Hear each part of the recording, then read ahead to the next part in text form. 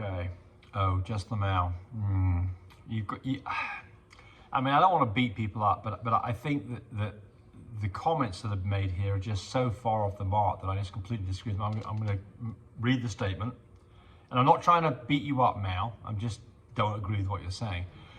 If you spay a dog, the kidneys swell from trying to produce enough progesterone to compensate for the loss of female organs. So it causes kidney renal failure in older dogs. Bunk. Just bunk. Never, ever, ever have I ever heard anybody making that statement.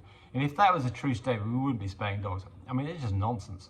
So, I'm leaving it there for other people to see it, but just complete nonsense. I mean, there's people who don't like spaying dogs. I understand that. I understand there's anti-vaxxers and all these kind of things. But get your science right and argue something from a logical point of view, because that ain't it. He then goes to say this, all depends on, so we're talking about spaying it, all depends on the age of the dog, the female size of litter, how healthy she is. Oh, this is a different thing. This is on breeding back to back.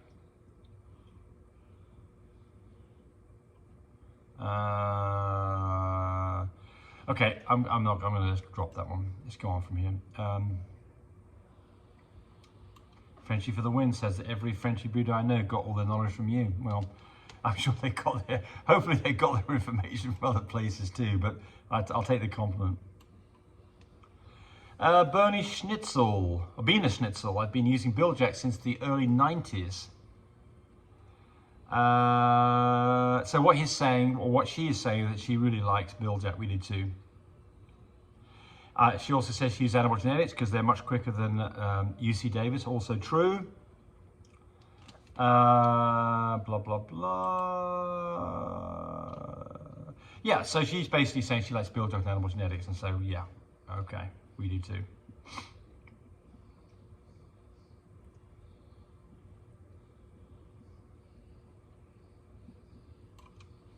Happy girl, I know that Frenchies are prone to overheating. My question is, are the fluffies more sensitive to heat due to their coat, or are they about the same? Well, I mean, look, certainly, I don't take my dogs out when it's a day that it's uncomfortable for me. If it's like 95 degrees outside, I typically, unless I need to, I don't, especially for me, if it's humid, I don't spend a lot of time outside.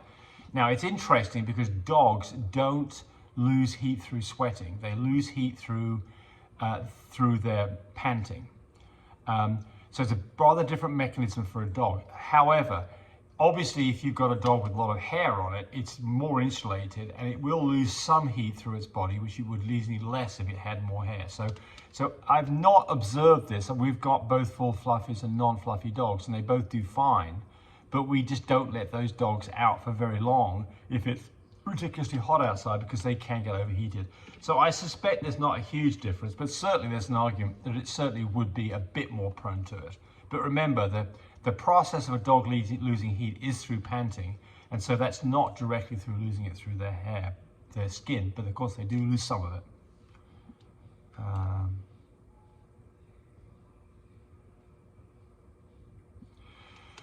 Tony Hill's wondering whether or not it's safe to basically get vaccines from Tractor Supply, your local supply place, versus getting them from the vet.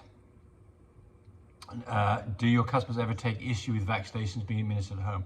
So no to the second part, but of course they don't know. All I say is I've administered the vaccines, and actually quite often, if I'm getting if I've got a small litter, I'll go to the vet and get the vaccines from the vet.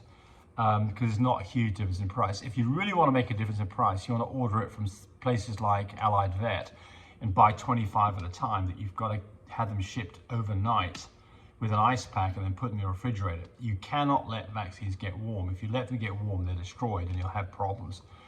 So I mentioned this to the vet the other day, and the vet tech said, well, you just don't know about Tractor Supply, whether the people who handle the vaccines know what they're doing with them to put them in a storage place correctly.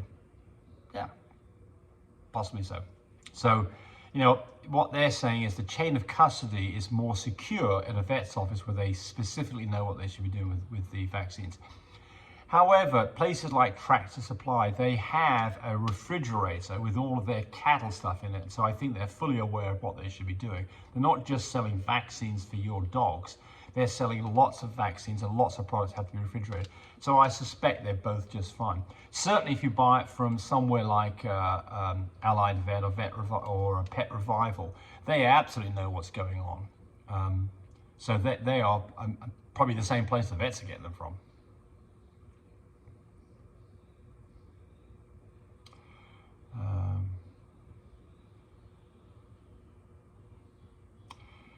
I'm not going to do that one.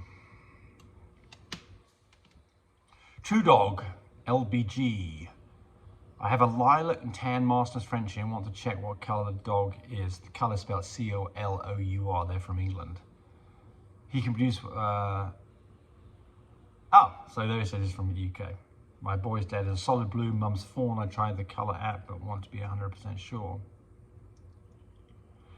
Well, so Animal Genetics has an office in England. Use Animal Genetics. So you can order online. They send you swab kits where actually you have to tell them you want swab kits. You swab the dog, or if it's a dog, you can prick its paw or clip a nail and get blood. They've got little blood collection things as well. But yeah, use Animal Genetics. You'll find out exactly what's going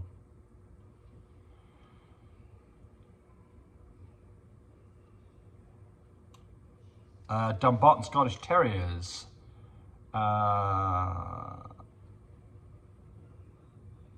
So this is a follow-up from question I answered on importing dogs, and Dumbarton says, CDC has a list of countries that imports are indefinitely suspended. The list is on the website. And by the way, I'm a he, not a she. Okay. So yeah, well, there you go. So that's some good information. So if you're looking to import a dog, make sure it's not on the list of places where you can't import dogs from. BSC, why so loud? Where did the long-haired gene come from? If it's scientifically proven 2 short-haired genes, it's impossible to come up with a fluffy Frenchy Bulldog. Well, that's not a true statement. So there's 2 ways that you could get a fluffy gene in a French Bulldog. One is that it just spontaneously occurs because you've got a mutation of a gene, and that does happen. In fact, if you ever have the time to talk to Annette Woods in Oklahoma, she produced a fluffy accidentally about a decade ago and sold that dog spayed because, not supposed to have a fluffy dog. And Tammy says that she's seen fluffy dogs back from the turn of the previous century where they had fluffy Frenchies. So I don't know about that one. I haven't seen that one. I believe Annette would not tell me a fib, so I believe what she says. But there's other ways that you can do this, right? All of these things that you're doing presumably come from other dogs.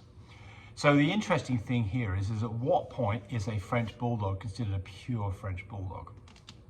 And the answer to that is if you breed a dog 8 generations, you've got basically a pure breed at that point. And why would that be so? Because in 8 generations, you've got something like 256 dogs in the 5th generation standing behind that dog.